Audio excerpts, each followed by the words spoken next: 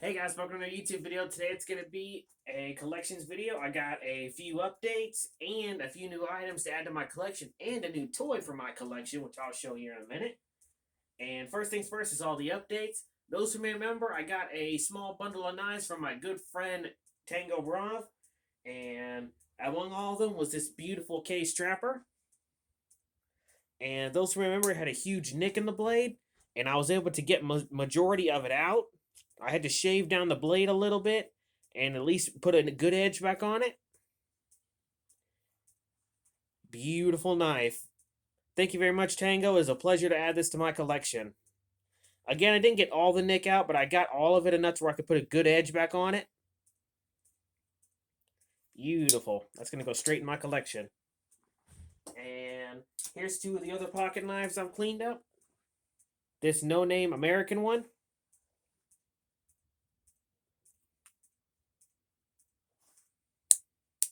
And this little Japanese pocket knife.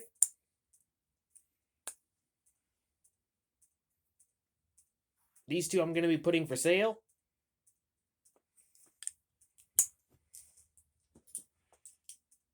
Next is, oops, drop it. My favorite of that bundle, this Buck 433.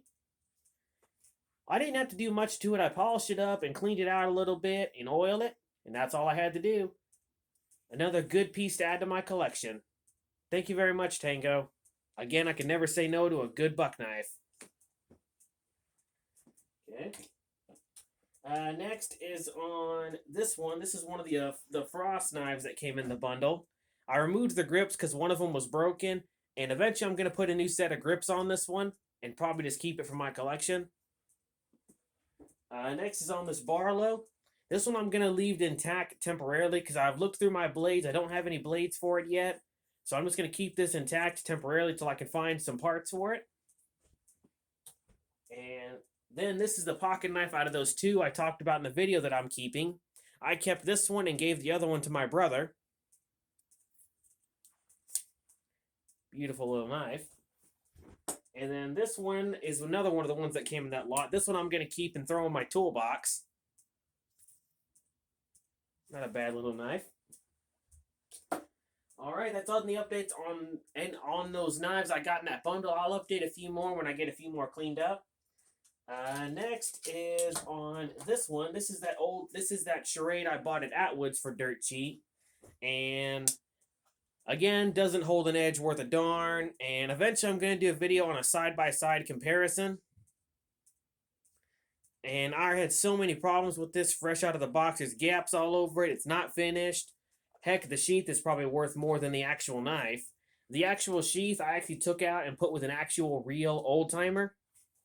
Because I've got a couple of LB7s and 6 0Ts that need sheaths, so I just quickly took the sheath and put it with a real one. Because the sheath seems like it's better made than the knife itself. So there's that. Okay, it looks like it's all the updates. Next is the new stuff. These are a couple of new knives that my father got for me to add to my collection. A Buck 285 and a Buck 284. Both made the same year. Beautiful knives. Next, in another trade, I got a beautiful little Western pocket knife. Unsure how old this is. I'll be cleaning it up either tomorrow or the day after. Almost resembles a case knife, but it's got a Western mark on it. Model 441. There's that. Next, my father also got me a Vanguard to add to my collection. Beautiful knife. This one had a major issue with it. There was a major chip right here in the brass bolster, so I had to get that out, which was easy. And I know it's got a 192 sheath, but they're basically the same knife, so I'll still get a Vanguard sheath to put with this one. I'll keep this one for whenever I can get a 192. Beautiful knife. Thank you very much, Dad. Next is on some new project knives I built. Here is this one I made. Nice piece of crown stag, a beautiful carbon steel blade that was repurposed, and a beautiful stainless steel guard with a pin holding it in place and a nice piece of leather. This one will be going for sale on eBay. And then next is this one that's made out of a broken OTF blade that was made in Germany. The knife was beyond fixable, so I took the blade and actually made a decent little fixed blade out of it. So this one will be going for sale as well. Next is this one that I made.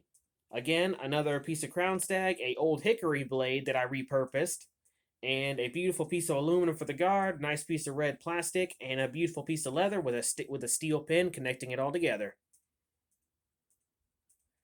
Again, that one will be going for sale on eBay.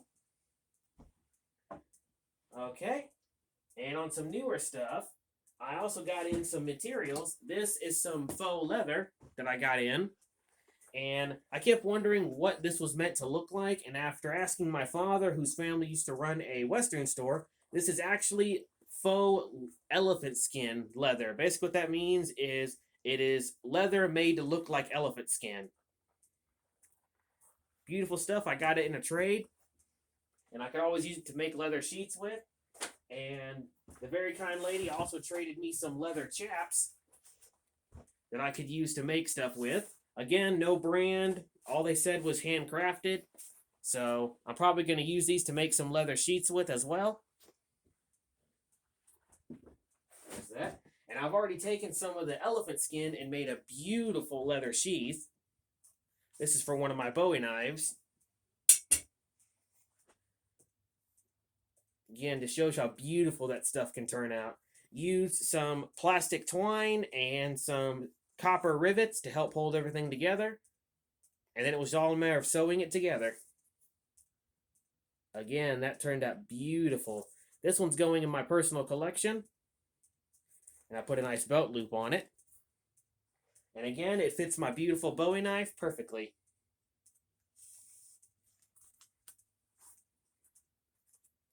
Beautiful. Again, go to show what you can make out of repurposed stuff. And I never throw a single piece away. Alright, last but not least is the newest item to my collection. And that is this 1940s to 50s H&R single shot 12 gauge. Not H&R, my apologies. Crescent arms, I mean. Beautiful old shotgun. I got this today in a trade. And I traded the guy one of my cheap firearms that wasn't worth a whole lot of money anyway. But don't worry, it was none of the ones that were given to me. All those stay in my collection. And this one needs a little bit of work done to it. I'm actually going to have my uncle restore this for me, and I'm just going to pay him for his services. And I'll probably never shoot this because I want to keep the original stock, but the original stock has a lot of cracks all around it, and it's been repaired. Someone even put 2 nails in it to repair it. So I'm going to have my uncle strip this, reblue it, and repair and fix the stock up, and I might shoot it once, but that's about it. And from all the serial numbers I was able to find, the barrel does not go with this gun, and which is a common thing because guns this old, particularly the barrels, are always swapped off. Beautiful. And the gun itself actually says Victor Ejector Crescent Arms Firearms Co. USA. Beautiful old gun. I'm a sucker for these, and they're always going to stay in my collection because, heck, sometimes the older guns can beat the newer ones. Beautiful piece of gun history. Alright. That's all I've got today so far. Oh, I got one more thing. I was finally able to get some green gas for this gun that I got from a friend of mine. Those who remember, my good friend Edward bought me this airsoft gun. I've never shot it because it's hard to get green gas where I am. And luckily, my brother ordered me some. And so eventually I'm going to do a shooting video when the weather gets better. So no, I never forgot to do a shooting video of this. I just simply never could get the green gas. So I should be able to do a video when the weather clears up. So there's that. Alright, that's all the updates I've got so far. I hope you guys enjoyed. And Happy New Year's to everybody. And stay sharp. and keep collecting.